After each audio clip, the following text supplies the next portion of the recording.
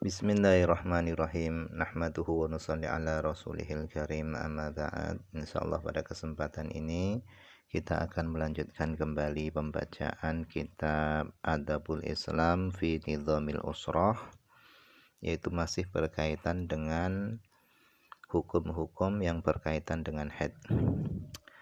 Kita telah sampai kepada perkataan beliau, wal jima'u, adapun jima' fil haid, ketika haid, itu minal kabair, termasuk dosa-dosa besar. Wala yahillu, dan tidak halal laki bagimu, at-tamkinu, menyerahkan, min nafsiki, menyerahkan dirimu, hatta tagsili, sampai kamu mandi.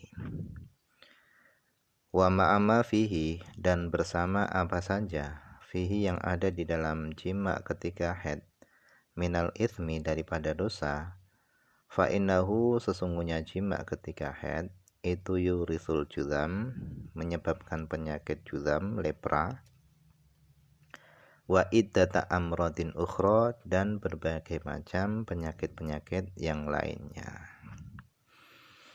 Jadi jima ketika haid itu termasuk dosa-dosa besar, dan seorang wanita tidak dihalalkan menyerahkan dirinya kepada suaminya sebelum dia mandi. Jadi walaupun darah haidnya itu sudah berhenti, tetap belum boleh melakukan jima. Jadi aturannya itu adalah mandi dulu, setelah mandi baru boleh jima. Kemudian kata beliau, di samping jima ketika haid itu berdosa, jima ketika haid itu juga bisa menyebabkan berbagai macam penyakit-penyakit yang lainnya. Di antaranya adalah lepra.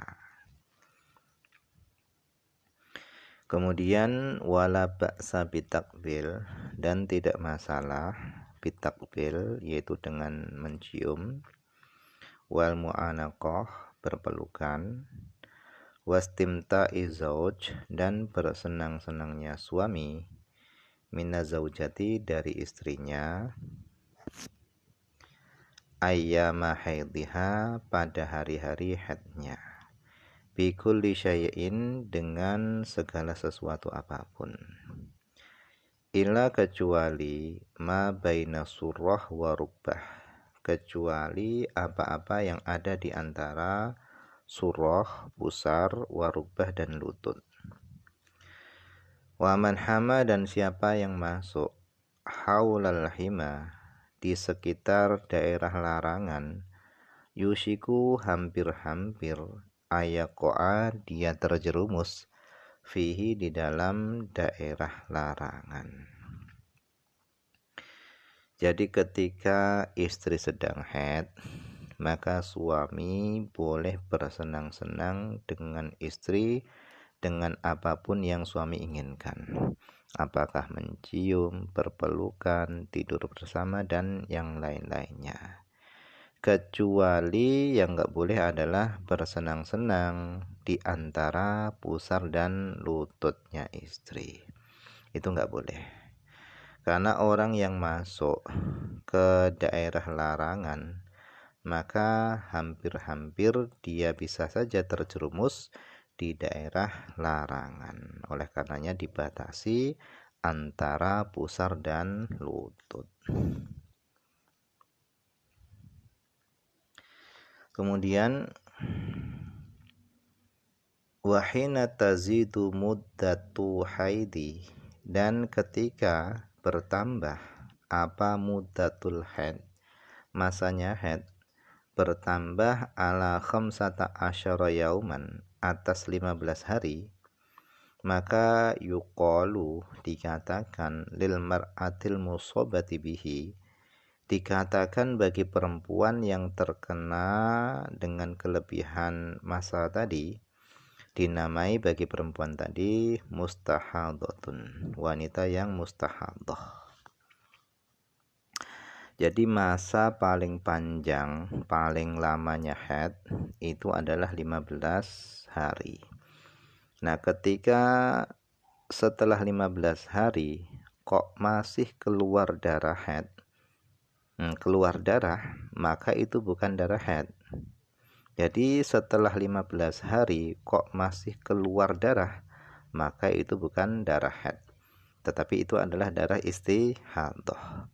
Sehingga wanita yang terkena darah ini namanya adalah mustahadatun, wanita yang mustahadah.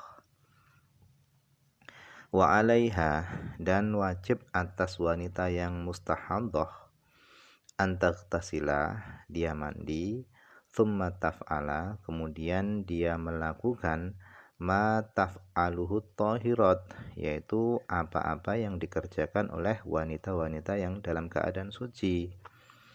Jadi wanita yang mustahadah itu sama dengan wanita yang suci yang lainnya. Wajib baginya melakukan kewajiban seperti sholat dan yang lainnya. Ghairah, hanya saja, anna 'alaiha, bahwasannya wajib atas wanita yang istihadah, mengeluarkan darah istihadah, wajib atasnya syaddal farji, mengikat farjinya atau menyumbat farjinya disumbat, wa asbahu, dan membalut farjinya. Supaya apa? Supaya darahnya enggak netes. Wala yakunu wudu'uha, dan tidak ada wudunya wanita yang istihadah illa, kecuali ba'da dukhulil waqti, kecuali setelah masuknya waktu. Jadi wudunya itu setelah masuknya waktu sholat. Fatusri'u fihi, sehingga wanita yang istihadah itu hendaknya bersegera fihi, di dalam berwudu, wa fis sholati, dan di dalam sholat, ba'dahu, setelah wudu. Jadi bagi wanita yang istihadah, wudunya itu berbeda dengan yang lainnya. Bagi wanita yang istihadah, dia nggak boleh wudu kecuali kalau sudah masuk waktunya sholat. Kemudian kalau sudah berwudu harus segera mengerjakan sholat, nggak boleh ditunda-tunda.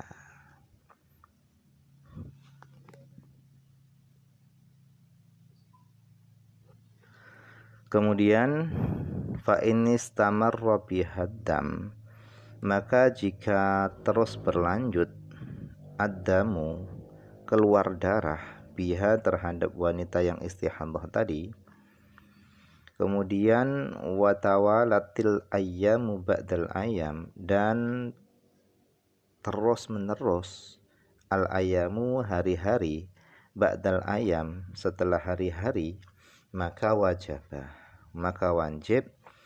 alaiha, atas wanita yang istihadah, al akhdhu bi'adatihal ula, maka wajib atas wanita yang istihadah tadi mengambil atau mengikuti kebiasaannya yang pertama, sittati ayam, yaitu apakah 6 hari, au sab'atin min kulli syahrin, atau 7 dari setiap bulan, fi awalihi, pada permulaan bulan, au akhirihi, atau pada akhir bulan, hasba maka natil adatu, sesuai dengan kebiasaannya.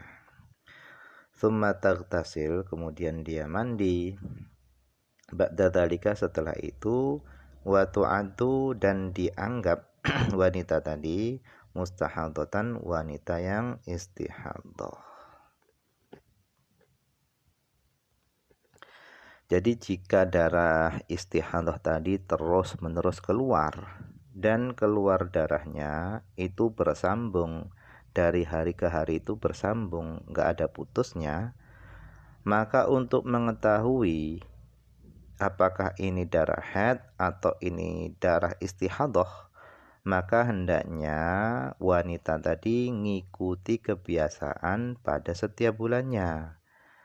Apakah haidnya itu keluar pada awal bulan atau akhir bulan? Apakah keluarnya tadi itu 6 hari atau 7 hari? Jadi yang dijadikan patokan itu adalah kebiasaannya per bulan. Apakah keluar haidnya itu pada awal bulan atau akhir bulan? Apakah 6 hari atau 7 hari? Itu yang dijadikan patokan. Nah, setelah itu maka hendaknya dia mandi. Mandinya ini dengan niat menghilangkan hadas dari haid. Nah, setelah itu dia tetap melakukan kewajiban-kewajiban seperti biasanya, sholat dan yang lainnya. Dan dia kalau masih keluar darah istihadhah, maka itu dinamai dengan istihadhah, darah istihadhah. Nah, orangnya disebut dengan mustahadhah.